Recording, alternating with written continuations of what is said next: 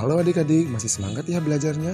Hari ini kita akan belajar melalui tema 1, organ gerak hewan dan manusia, di subtema 1, organ gerak hewan, dan di pembelajaran 2. Masih bersama Kak Bintang yang akan menemani adik-adik mempelajari fungsi alat gerak hewan. Perlu kakak ingatkan, video ini adalah video kedua yang merupakan video lanjutan dari video pertama yang membahas tentang pokok pikiran dan gambar cerita. Nah, setelah mempelajari pokok pikiran dan gambar cerita, apakah adik-adik menyadari ada sesuatu hal yang penting yang harus kita pelajari? Ya, alat gerak hewan. Ada yang tahu apa itu alat gerak hewan? Alat gerak hewan sederhananya adalah organ tubuh di hewan tersebut yang digunakan untuk bergerak seperti berlari, melompat, atau bahkan digunakan untuk melindungi dirinya dari serangan pemangsa. Alat gerak hewan atau organ gerak hewan terbagi atas dua, yaitu organ gerak aktif yaitu otot dan organ gerak pasif yaitu tulang. Coba ada yang tahu apa saja alat gerak hewan? Ya, ada otot, sirip, tangan, kaki, sayap, dan sebagainya. Nah, pertanyaannya, apakah semua hewan memiliki alat gerak yang sama? Tentu tidak. Mengapa? Karena sistem gerak hewan-hewan dipengaruhi oleh lingkungan hidup hewan tersebut. Misalkan, hewan yang hidup di air dan di darat akan berbeda alat geraknya.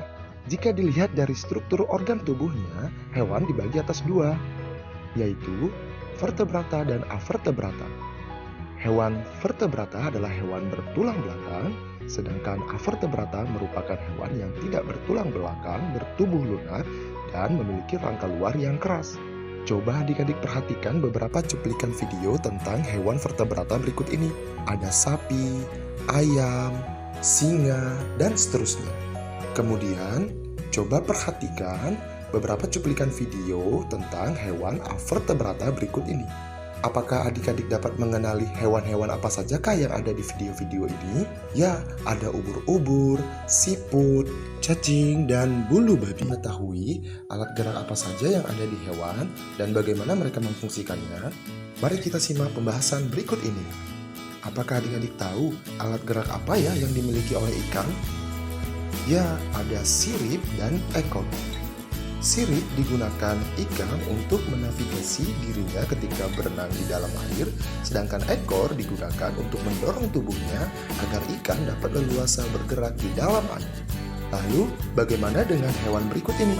Apakah adik-adik tahu hewan apakah ini? Ya, siput. Coba tebak, apa saja ya alat gerak yang dimiliki oleh siput?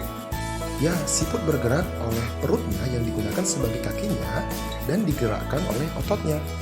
Nah, setelah pembahasan ini, apakah adik-adik dapat mengetahui kira-kira alat gerak apa saja ya yang ada di hewan-hewan yang berada di sekitar adik-adik?